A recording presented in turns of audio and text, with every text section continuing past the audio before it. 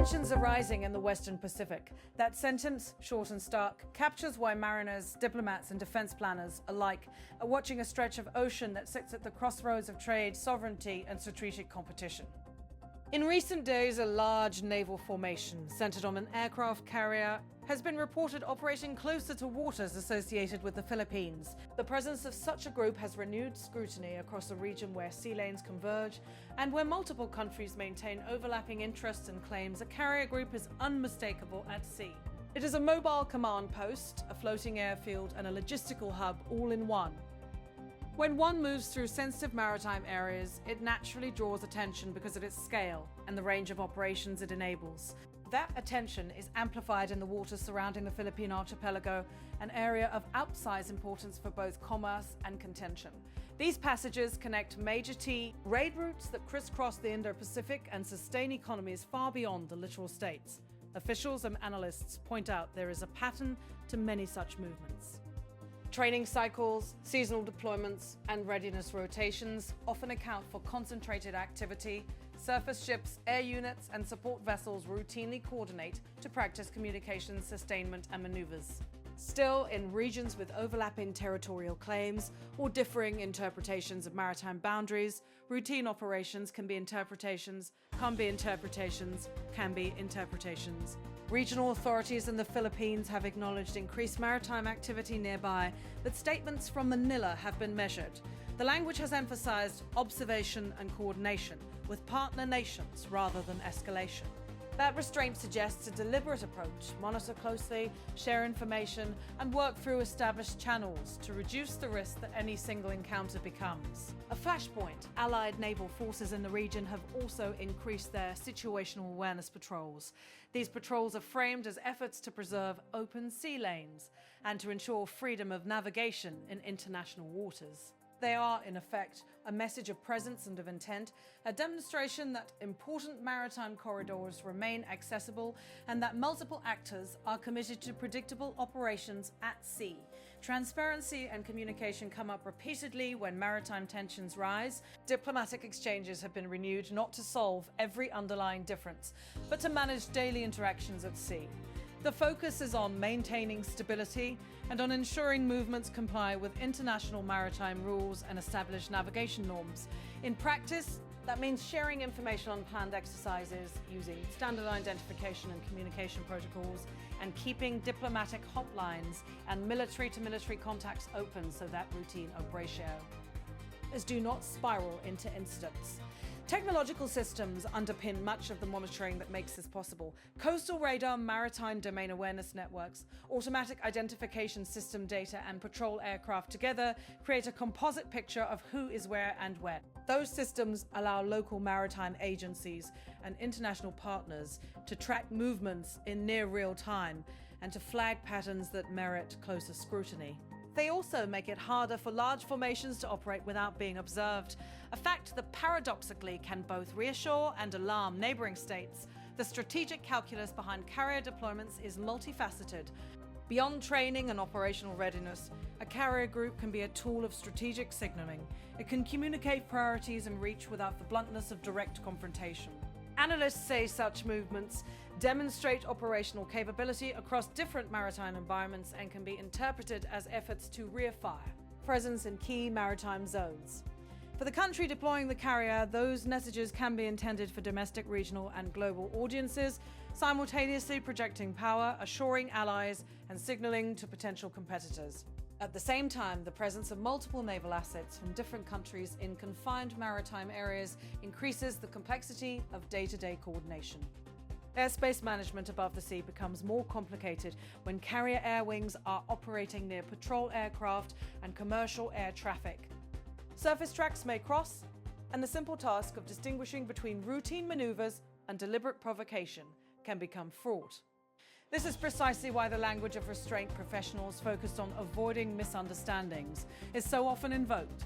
Incidents at sea, while rare relative to the volume of daily maritime traffic, have outsized consequences when they do occur. A misread maneuver or an accidental close approach can rapidly elevate tensions between naval commanders, trigger emergency diplomatic consultations, and produce headlines that harden public rhetoric. For that reason, rules of the road, including the Code for Unplanned Encounters at Sea and other confidence-building measures, remain central to risk reduction. These frameworks are designed to give mariners predictable responses and to institutionalize communication channels so that an unplanned contact does not become the start of a crisis. The Philippines occupies a central place in this maritime geography. Its location places it near vital sea corridors that carry not only regional traffic, but global commerce. For Manila, any increased naval activity in nearby waters is watched not solely for implications to sovereignty, but equally for the potential to disrupt commerce, fisheries, and the safety of seafarers. Local maritime agencies, from Coast Guard units to naval surface and air elements, are tasked with maintaining surveillance, providing navigational warnings, and working with international partners to ensure that transit lanes remain open and safe. For allies operating in the Indo-Pacific, coordination with regional partners is both practical and symbolic. Patrols, exercises, and port calls build interoperability and reassure smaller states of shared commitments to maritime security. These activities, often conducted with an explicit emphasis on de-escalation, are intended to show readiness and resolve without crossing the threshold into confrontation. They are also exercises in diplomacy, visible, routine, and carefully calibrated so that presence itself becomes a stabilizing factor. Still, the broader geopolitical context matters. The Indo-Pacific has seen increased maritime activity over the past decade as navies modernize and expand their operational reach. That rise in capability has made encounters more frequent, and it has raised questions about how states will manage competition in the sea domain. Where legal sea, LAMs overlap, or where resource access is at stake, even routine deployments can be cast as strategic maneuvers with wider implications. Maritime security experts caution against over-interpreting a single movement. Carriers and their escorts operate on schedules that can be planned months in advance. Training cycles, maintenance windows, crew rotations, and logistical considerations all shape when and where a formation might appear. But experts also acknowledge that timing and location are part of strategic messaging. Operating near a partner state or in a contested corridor carries communicative weight. It is as much about signaling to adversaries and partners as it is about tactical training. Communication between maritime authorities in the region and between those authorities and external partners remains a critical stabilizing element. Active channels enable authorities to clarify intentions, deconflict operations, and issue advisories that keep commercial traffic informed. Here those channels are robust and used frequently, the chance of miscalculation declines. Where they are weak or underutilized, uncertainty grows. Public messaging from governments reflects this balance. Statements tend to be cautious, emphasizing observation, monitoring, and the need to adhere to established maritime frameworks. There is an intentional avoidance of inflammatory language. The public posture is one of watchfulness, not immediate alarm, as officials gather information and coordinate responses through diplomatic and military mechanisms. At the same time, the capabilities represented by a carrier group underscore why so many actors value predictable rules and transparent behavior at sea. Carriers bring long-range aviation, command and control assets, and extensive logistics, enabling sustained operations far from a nation's home ports. Their ability to project air power and to support long-range operations means that their movement through a strategic waterway is newborn true.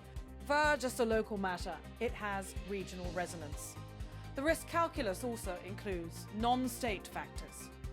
Commercial vessels, fishing fleets, and civilian aircraft all share the maritime commons with naval units. Their safety depends on professional conduct by all actors, on predictable navigation practices, and on reliable information about the presence of military assets. Losing sight of that civilian dimension would be a strategic error.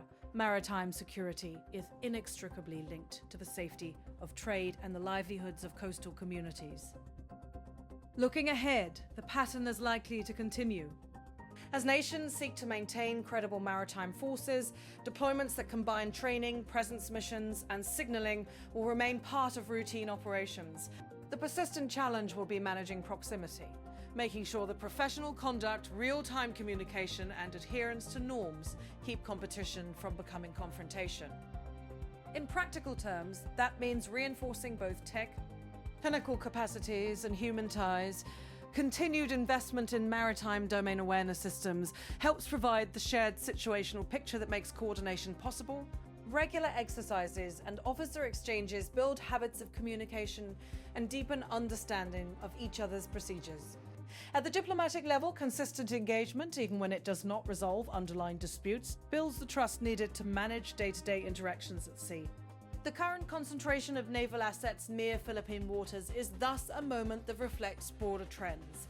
Increased naval presence across the Indo-Pacific, a strategic emphasis on sea control and presence, and an appreciation of how much depends on disciplined behavior at sea. For now, there have been no reported direct incidents between the forces operating in the region. Communication lines, at least publicly, remain active, and the emphasis from most involved parties is on monitoring and coordination. Still, observers and participants alike are mindful that the seas can carry surprise. The best defense against unwanted escalation is a combination of clear procedures, continuous dialogue, and a shared understanding that the cost of miscalculation is high. That requires both technical systems that make movements observable and institutional habits that turn observation into information sharing rather than into suspicion. The maritime domain has always been contested and cooperative in equal measure. It is a space where national interests collide with global interdependence, where sovereign claims sit alongside the realities of commerce and navigation. Managing those tensions is a persistent task that requires steady attention, professional conduct, and a willingness to keep talking even when positions diverge. To sailors on deck, diplomats in conference rooms, and citizens watching from the shoreline, the message from this episode is clear. Presence at sea will continue to be a feature of regional strategy, but the manner in which that presence is exercised matters.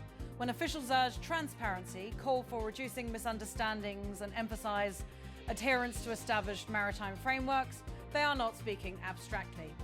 They are pointing to the practical tools that make it possible for different navies and the countries behind them to coexist without turning competition into crisis. In the coming days and weeks, attention will remain on movement and movement. Observers will watch where formations go, how long they stay, and how neighboring states respond.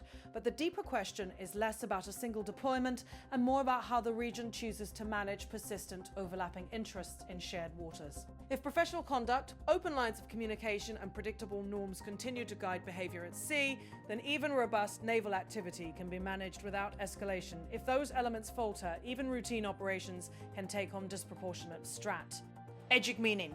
For now, the priorities are familiar.